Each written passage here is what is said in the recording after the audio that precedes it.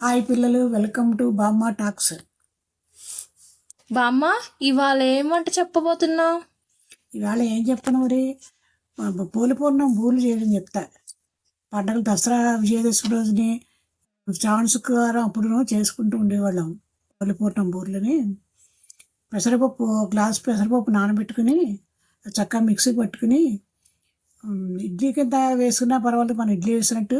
లేకపోతే ఒక పళ్ళెల్లో వేసేసి కుక్కర్లో పెట్టి విజిల్ పెట్టద్దు, విజిల్ పెట్టకుండా కుక్కర్లో పెట్టి ఇడ్లీ ఉడికినట్టు ఉడుకుతుంది అనమాట. అది తీసి ప్లేట్లో పెట్టుకుని అందులో గ్లాసున్నర పప్పుని గ్లాసున్నర చక్కెర వేసి రెండు కలిపేయాలి మెత్తగాను, ఉండగట్టకుండాను. ఒకవేళ అలా ఉండగట్టినట్టు అనుమానం ఉంటే ఒకసారి మిక్సీ పెట్టేసుకుంటే దగ్గర పడుతూ మంచిగా వస్తుంది అనమాట.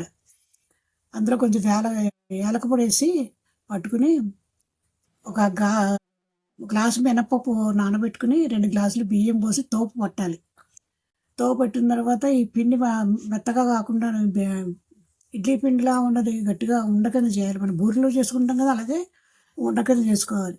చేసుకుని ఆ తోపులో కొంచెం చిటికెడు కొంచెం ఉప్పు వేయాలి.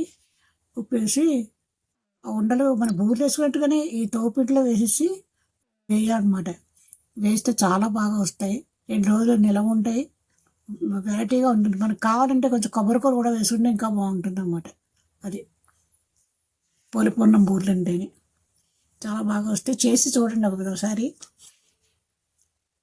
సరే, శ్రీమాత్రే నమః, శ్రీ మహారాజ్ఞే నమః, శ్రీమన్ సింహాశ్రయ నమః. రేపు మళ్ళీ కలుసుకున్న పిల్లలు.